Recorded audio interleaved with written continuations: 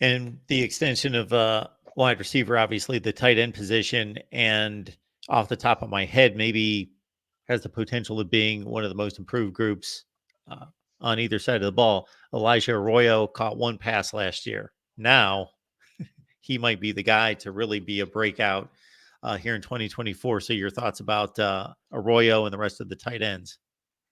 Elijah Arroyo, if I had to pick a player on this whole football roster that has a lot going for him to where we're expecting a lot, it's got to be Elijah Arroyo. He is going to be heavily in the mix.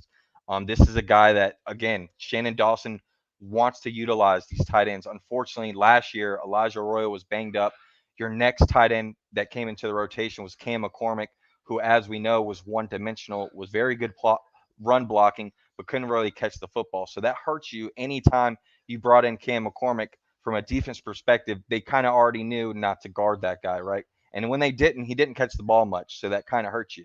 And your only other pass catcher at tight end last year that you really used was Riley Williams, and he was so young that you kind of had to put him in little opportunities so he could understand what the play that was being called. And even when the play did call, a lot of times he didn't run the right route. And that just goes with experience. So bringing all these guys back is really going to help.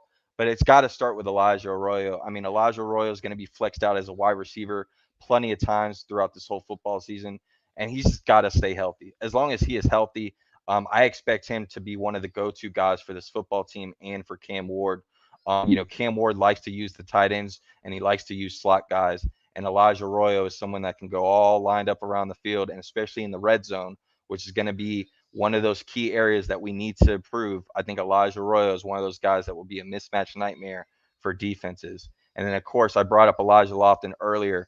He is going to be a guy that's going to be used in the backfield at tight end, double sets. This is a young man that when you see him listed, he's listed. He looks like he's a fullback, but he's a tight end and he's a football player. He's not just a tight end. I know a lot of people around the program are expecting Elijah Lofton from when his career is done. People are going to know who his name is all around the country.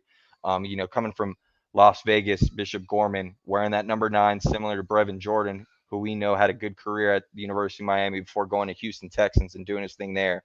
Elijah Lofton will be another name to watch out for in that tight end run.